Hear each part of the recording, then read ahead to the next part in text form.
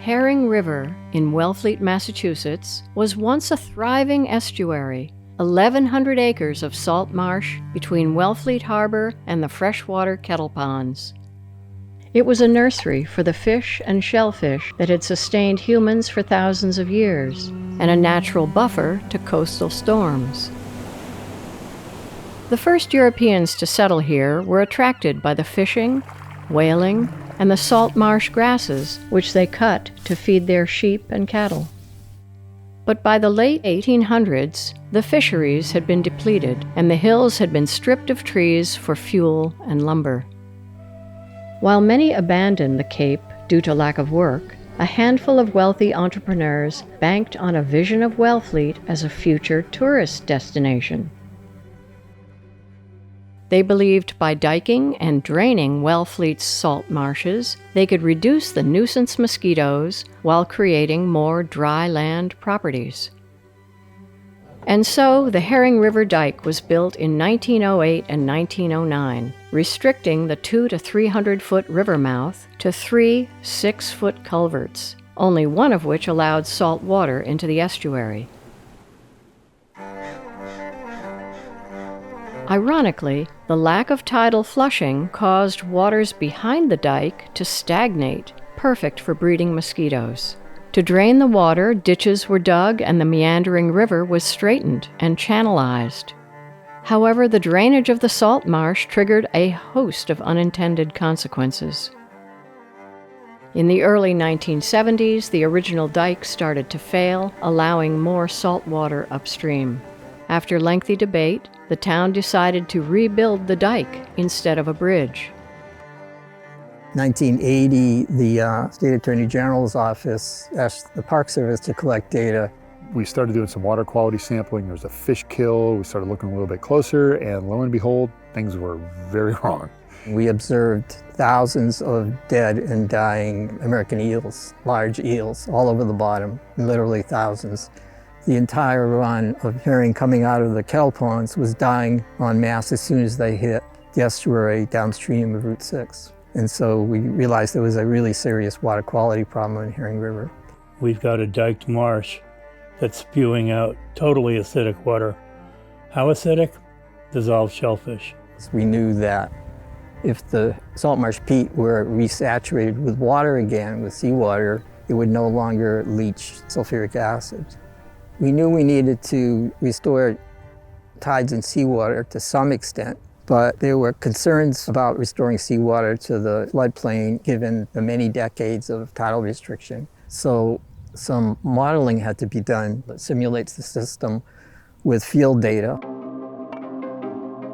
The hydrodynamic model simulates what's happening with the movement of water, the exchange of salt, potential movement of sediment transport. This allows you to predict and say what opening should we consider, what's going to happen in these various meteorological conditions, as well as sea level rise increases, how the ecological landscape of the Herring River Marsh Complex was going to change. So that's kind of the power of the modeling. And it also helps guide that engineering design process. The restoration will be managed as an incremental process with multiple pieces of infrastructure to support the return of tidal flow, the largest of which is the Chequessett Neck Bridge.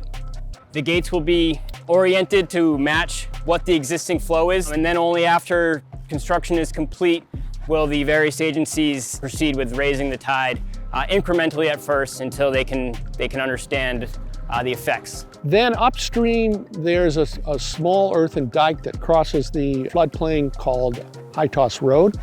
That's like a speed bump to the tide. There's a dinky little 5-foot culvert under here, and the whole river has to pass through that. That's way too small for tidal restoration upstream. We need a 30-foot wide opening here. And if you look at old maps like this one, you can see that the opening was about that before the dike was put in place. The low-lying roads have to be raised, the culverts have to be enlarged. There are hundreds of acres of vegetation that will need to be managed and cleared. The marsh is severely subsided, up to 3 and 4 feet in some areas. We believe that this flood-dominated tidal system will bring material sediments back into the marsh and help that marsh regain elevation, but it's going to need some help. So we intend in certain areas to try to accelerate that process. So we have a pilot project underway to test some techniques for using sediment that's been placed on the marsh surface to try to restore that elevation and see how it responds to tidal flow.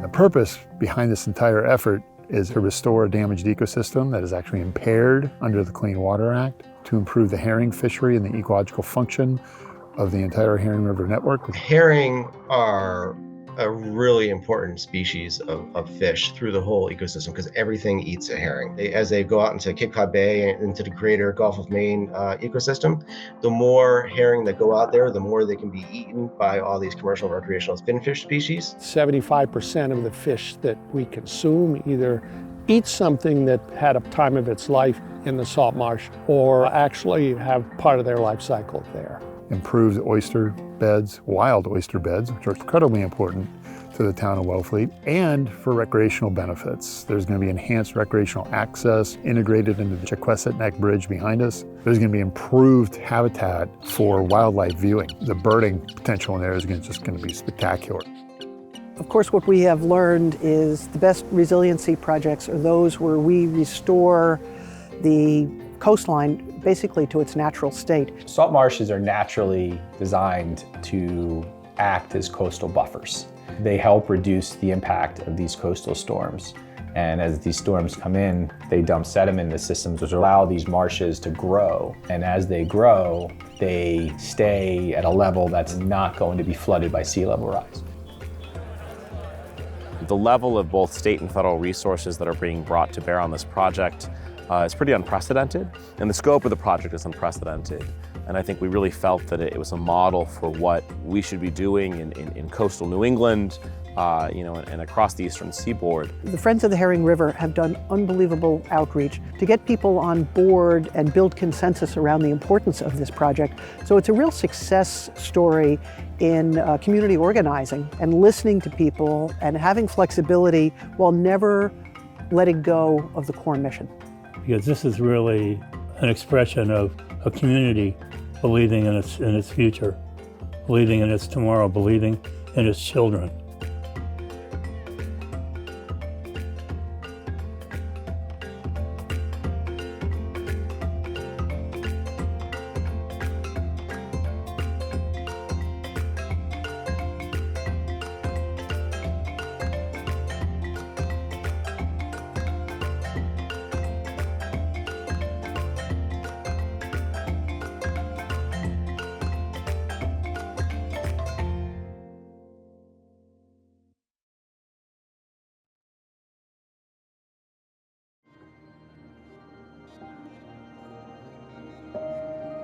Hi, I'm Brian Karlstrom, Superintendent at Cape Cod National Seashore, and behind me is a restoration effort that is just getting underway. The Chequessett Neck Dike is in the process of transitioning to the Chequessett Neck Bridge.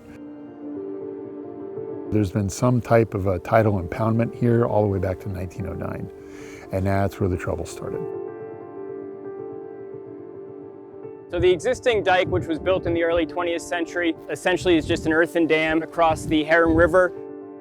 The existing culverts were roughly 7 feet by 7 feet, box culverts, 3 of them in sequence. 2 of those are one-way flap gates, which only allow the tide to recede, and then there's 1 sluice gate that does allow the tide to flood in. But these are severely restricting to historical tidal flows that the Herring River has seen. Between Wellfleet Harbor and the water levels that occur in Wellfleet Harbor, which is the blue, anywhere from 10 to 14 feet tide range down to 1 to 2 feet. The current dike basically mutes that to what that red line is. So you have a massive restriction of the exchange of the water. And then if you go further up in the system, that tidal exchange of 1 to 2 feet becomes almost 0. The water quality is so poor coming out of this, it's actually been declared an impaired water quality resource by the state of Massachusetts under the Clean Water Act. So that's why we're putting so much effort into this. So our design approach for the permanent bridge is really modeled, around, if you will, the hydraulic requirements for the project. So if you imagine this is the river bottom and this is the bridge deck, we allowed panels to be installed through the bridge deck, and some of the panels have gates attached to them. We have two types of gates. Some of the gates are slide gates. In other words, they just slide up and down.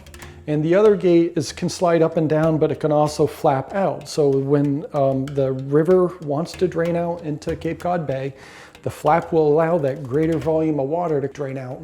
And then when the tide comes in, the flap closes and it restricts the incoming tide. And as we move through the restoration and these gates become incrementally more and more open, then the next point to increase the hydraulic opening further would be to remove panels. There's also been a lot of community engagement in the process of design, particularly with respect to the bridge. Its overall design incorporates features that reflect community desires for additional enhanced access to the water. So we introduced some portage facilities that would allow kayakers or canoeists or take out on one side and put on the other. And we also developed a public access facility that's ADA accessible from Duck Harbor Road, going down on a little path down to the landing on the riverside. It's going to be a real asset to the community.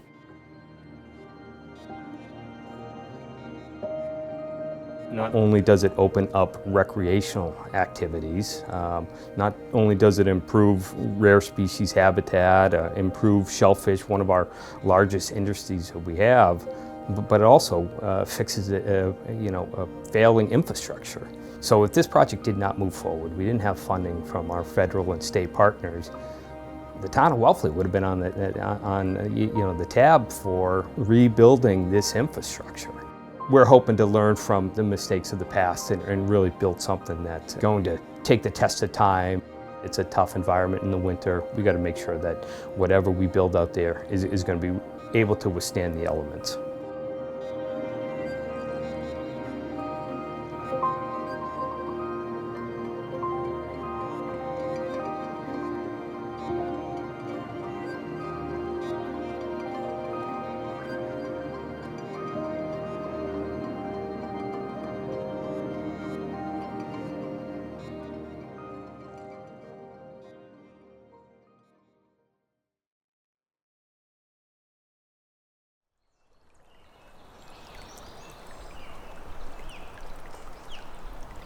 All right, we're here. Oh, there's some fish. They're going upstream into the pond. There they go. Go ahead. Go up there, guys. These fish are river herring, which are two species, alewives and blueback herring. They are marine fish which spawn in freshwater ponds. Once they're mature at about 3 years old, they come back every year. Herring River was once one of the largest salt marsh estuaries in New England, 1,100 acres connecting Wellfleet Harbor to the freshwater kettle ponds. The herring, a critical part of the ecosystem, were a large part of the local economy as well. The town kept great records, and we know that they used to allow the harvest of over 200,000 herring annually. But when the Chequessett Neck Dike was built in 1909, it severely limited fish passage. Once they built the dike, blocked the ability of herring to access the river to spawn, now the estimated population is about 15 to 30,000 fish annually. So a big difference between what had been caught previously and what's actually able to make it upstream now. Only half of our river herring ever make it past the dike. The dike had dramatic impacts to Herring River, leading to water low in oxygen and as acidic as vinegar. Now, as part of the Herring River Restoration Project, the dike is being replaced by a bridge, allowing fish passage and the return of the saltwater tides. The restoration of the estuary means the return of an important nursery that helps sustain fisheries throughout the entire Gulf of Maine. Herring are an important species of fish that are eaten by a variety of fish and wildlife, including important commercial and recreational fish species, such as cod and haddock and striped bass. The more herring that go out into Cape Cod Bay and into the greater Gulf of Maine ecosystem, the better and more sustainable fish populations we can have for important species that we like to fish for. So they're fighting the current the whole way up for 5 miles. But the current is their cue to how to go upstream. They don't like culverts. They get really spooked with the darkness. Snapping turtles are hiding under here to pick them off. So we're in the process of redesigning the 2 culverts to help with the migration of the fish through the culvert, to make sure there's enough water in the culverts, and to also make sure that we're not continuing to erode the area that the culverts are doing right now.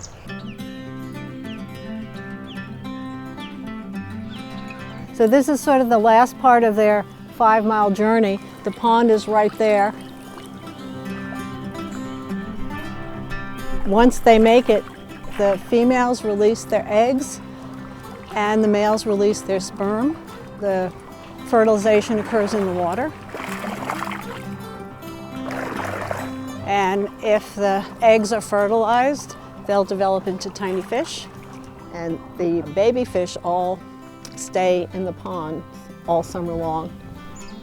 The restoration is being managed as a controlled incremental process that may take years. But with the return of the tides, the fish will once again thrive in Herring River.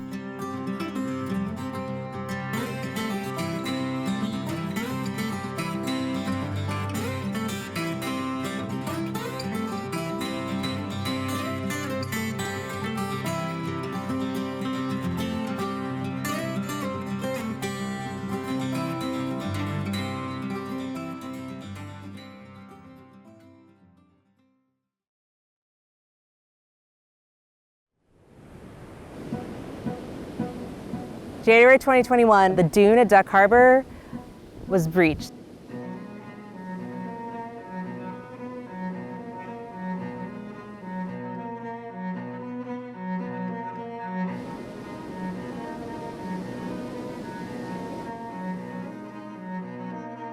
It was like a fair weather day. It wasn't a major storm, but it was an astronomically high tide. And we can see all that sand over there was brought in by the series of overwash events that happened. They happen pretty much every astronomical high tide, if not every spring tide now. With sea level rise and less sediment transport moving from the north to the south to build up these dunes down here, what's happened is in a low-lying spot in the dune here, the ocean has just started coming over. Duck Harbor is part of the Herring River floodplain. It connects to the Herring River. We know that there was a channel. It used to be a harbor. In the late 1800s, early 1900s, Duck Harbor closed off naturally. And so this, over time, became a freshwater wetland interspersed with a lot of upland forest, actually. As it evolved over time, converting from salt marsh to this more of a freshwater system, the below ground biomass and the peat deteriorated, so the system essentially sunk. And when that happened, it created this almost a bowl effect. We saw a really phenomenal amount of water come in and just sit in this back basin, this low-lying area here. The drainage from the system out of Duck Harbor into the primary Herring River, out into the bay, was really slow. You know, most of this was actually pine forest, and with some wetland shrubs here and there, and so it killed it immediately. Pine trees don't handle salt very well, so this entire area was all dead pine forest. It also created an incredible amount of breeding habitat for mosquitoes in Wellfleet. They seem to be taking over parts of the Cape, and they're especially bad in Wellfleet. Duck Harbor was always a part of the restoration plan. The thinking was, though, the restoration would take place with salt water coming in from the river, not from the bay. But this presented an opportunity to the project. We had all this standing dead biomass that would essentially prevent salt marsh from developing in here. We ended up contracting with a company that has an excavator with, instead of a bucket on the arm, it has this massive carbide bit that essentially masticates the trees. We were fortunate enough to work with the Fish and Wildlife Service and Ducks Unlimited that allowed us to remove a lot of the dead vegetation that was there. You want to remove all that salt-killed vegetation to get that flow going this way, and all the water and the seeds and the sediment and the propagules. So we can now experiment with various management techniques, see how the system responds, and apply that across the rest of the restoration site once the restoration begins and the tide gates begin to open. We didn't do this opening, this happened naturally, but there are things we can do to improve the way this recovers. And I think what's amazing to see now, like pioneering salt marsh species are coming back.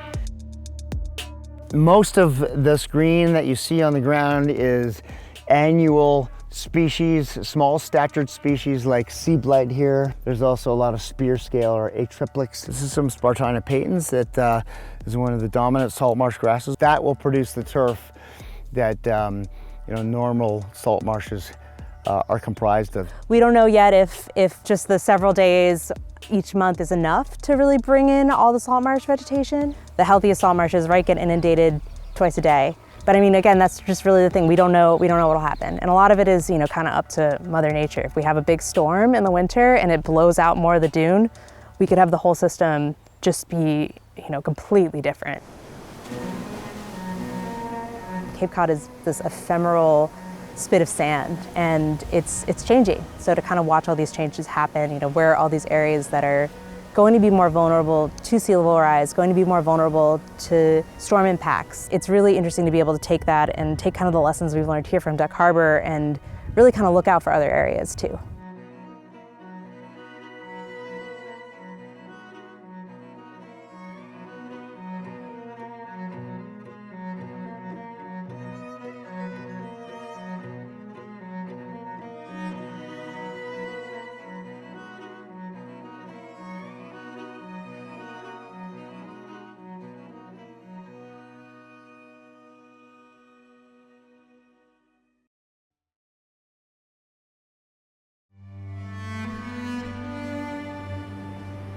Cape Cod is this strip of sand that's really ephemeral. It's not going to be here just geologically for a very long time. So we're seeing sea levels rise. The hurricanes that do form are going to be more intense. All these low-lying areas are a lot more vulnerable.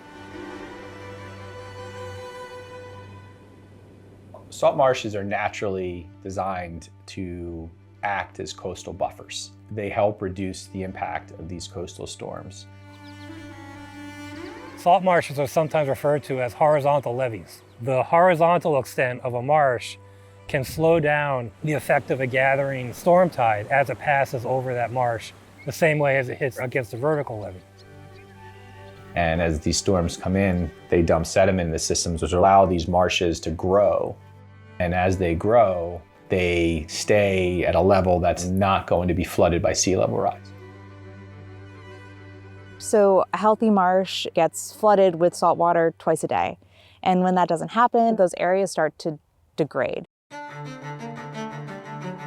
The salt water has basically been cut off when the dike was built. These natural soils have been built up, a really rich peat environment that is maintained by the roots of the plants. When you take the salt water away and drain that, a number of things happen. First, it just dries out. It just shrinks. It's lost the pore space. The other thing that happens is the plants die. So all that activity in the root zone is terminated. That also causes that pore space to collapse and lower it further. The third thing is the marshes are also maintained elevation. As sea level rises very slowly, that little bit of depositing sediment keeps pace relative to changing sea levels in the river. That hasn't happened. We did some elevation measurements and we found that the surface that we're standing on has actually sunk about 80 centimeters since 1908, the diking of Herring River. And on top of that, we've had about 20 centimeters of sea level rise. So we're about a meter below where we should be given one sea level. The subsidence of this marsh, because of the diking and drainage, makes it really vulnerable to flooding with sea level rise. The floodplain in its current condition is not literally in a place to self-restore salt marsh habitat without further intervention. Reintroducing tidal flow will bring in a certain amount of sediment. As the salt marsh vegetation grows, the soil will begin to rebound, the roots will start to prop up, and the surface will begin to regain elevation, but that could take a very long time. The river was rechannelized to make it straighter. In that process, a lot of the soil was dumped on the bank, creating these berms. So the idea is to take that sediment from those berms and spread it throughout the system, elevate that system higher. So we have a pilot project underway for using sediment that's been placed on the marsh surface to try to restore that elevation and see how it responds to tidal flow. And then we'll use information from that to try to scale those same techniques up over larger areas as the project moves forward. Of course, what we have learned is the best resiliency projects are those where we restore the coastline basically to its natural state. You can see what the Cape Cod National Seashore has done at Herring Cove Beach in Provincetown. For years, they just kept rebuilding the dikes there, rebuilding the coastal revetments to try to stop the erosion. And it wasn't until all of that stuff came out that beaches actually started to accrete, in other words, getting larger in size as opposed to it eroding year after year. As more water can get into the Herring River where it used to be, we can see those marshes get closer to what they originally were, and we can get some of those ecosystem services back. Basically, the floodplain can act as a floodplain for the first time in over 100 years.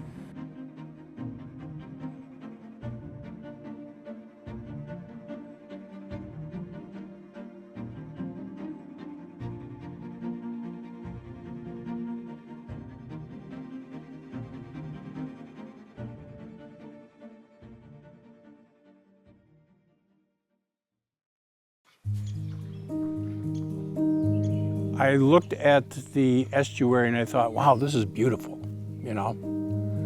And all these dead trees. I thought, wow, this is cool. And I could never understand. They'd say, well, there was an island here or a duck harbor. And I'm going, what island? There's no islands. It's been over a century since the Herring River estuary was diked and drained. Over all that time, this place has completely transformed. So it took me a long time to finally visually get it. I realized that wherever the pine trees end, that should be open water, and that everything else in between, it doesn't belong. As the largest salt marsh restoration in the Northeast, the Herring River restoration is truly groundbreaking. But working to heal an estuary that has been cut off from the tides for so long brings many complex challenges. So why do we have to invest so much work and time in restoring it? What would happen if we left the ecosystem as it is? We have an estuary that is withering. Because of the lack of tidal flow and the deterioration of peat over time, we have hundreds of acres of marsh surface that are subsided up to 3 feet. We noticed the impact it was having in the Herring River by basically kind of elevating the water table behind the dike. And as the sea level rises on the seaside of the dike, it would very rapidly transition to much more flooding, and eventually the Herring River would actually become a large open body of water. The water quality is going to continue to get worse for aquatic animals, including important mosquito predators. They're not going to be able to live here. When we tidally restrict and impound a wetland, converting it into a freshwater wetland, it turns out causes it to emit substantially more methane to the atmosphere. Which is an extremely potent greenhouse gas, much worse than carbon dioxide.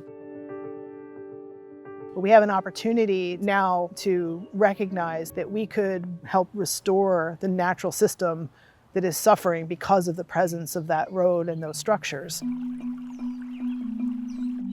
The return of saltwater to long-impacted areas presents a range of challenges, both to the ecosystem and the surrounding infrastructure.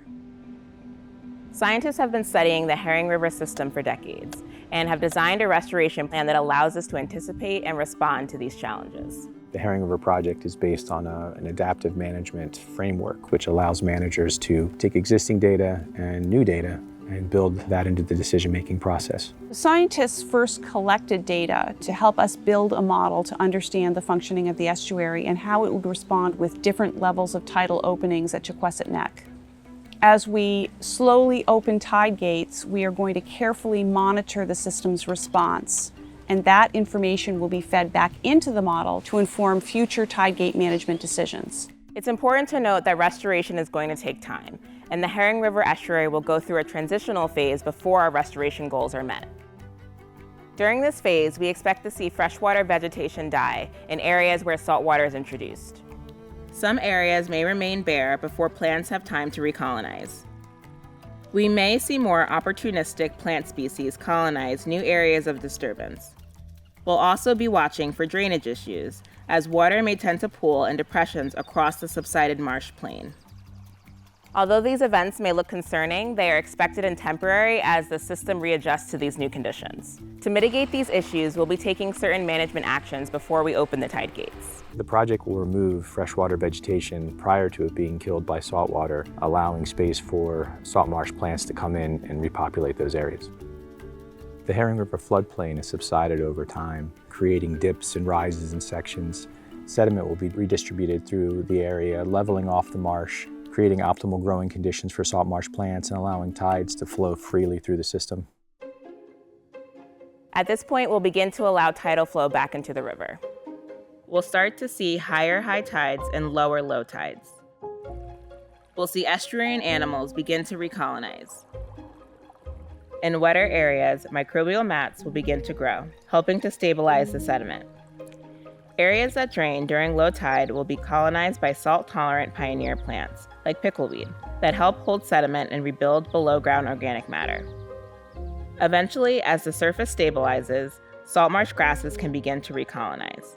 Cordgrass creates a broad plain across the lower intertidal zones. Salt hay will create salt marsh meadows in the area above mean high tide. Over time, the salt marsh peat will build again as the roots and rhizomes of these grasses accumulate and trap sediment, allowing the marsh surface to regain elevation. As the salt marsh matures over the decades, we hope to see the formation of natural creeks. The river, which was artificially straightened, will eventually regain its natural sinuous shape. As the ecosystem recovers, we'll regain a host of benefits.